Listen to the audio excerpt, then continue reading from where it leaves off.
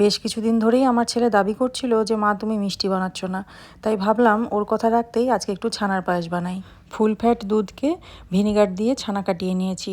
ছানাটার খুব বেশি জল ঝরানোর দরকার নেই, কারণ এটা যেহেতু ছানার পায়েস হবে, তাই একটু জল থাকলেও ক্ষতি নেই। এবার ছানাটাকে একটু ভালো করে মাখতে হবে। অন্যদিকে দুধটাকে একটু ফুটিয়ে ঘন করে নিতে হবে। এবার এই দুধের মধ্যেই যে ছানাটাকে মেখে রেখেছিলাম সেটা এখন দিয়ে দিলাম। ছানাটা দুধের মধ্যে দেওয়ার পর কিন্তু কন্টিনিউয়াসলি নেড়ে যেতে হবে, নয়তো তলায় ধরে যাওয়ার সম্ভাবনা থাকে।